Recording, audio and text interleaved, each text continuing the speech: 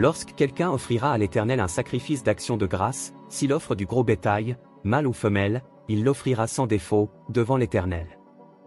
Il posera sa main sur la tête de la victime, qu'il égorgera à l'entrée de la tente d'assignation, et les sacrificateurs, fils d'Aaron, répandront le sang sur l'autel tout autour.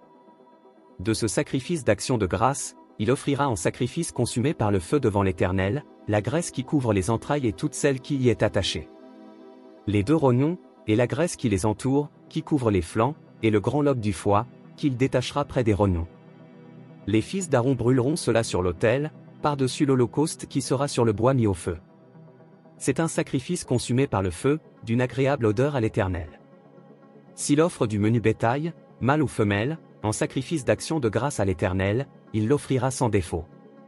S'il offre en sacrifice un agneau, il le présentera devant l'Éternel. Il posera sa main sur la tête de la victime, qu'il égorgera devant la tente d'assignation, et les fils d'Aaron en répandront le sang sur l'autel tout autour. De ce sacrifice d'action de grâce, il offrira en sacrifice consumé par le feu devant l'Éternel, la graisse, la queue entière, qu'il séparera près de l'échine, la graisse qui couvre les entrailles et toute celle qui y est attachée. Les 2 rognons, et la graisse qui les entoure, qui couvre les flancs, et le grand lobe du foie, qu'il détachera près des rognons. Le sacrificateur brûlera cela sur l'autel.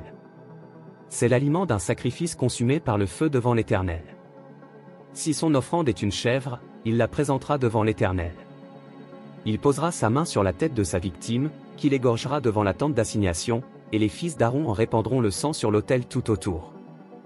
De la victime, il offrira en sacrifice consumé par le feu devant l'Éternel, la graisse qui couvre les entrailles et toute celle qui y est attachée. Les 2 rognons, et la graisse qui les entoure, qui couvre les flancs, et le grand lobe du foie, qu'il détachera près des rognons. Le sacrificateur brûlera cela sur l'autel.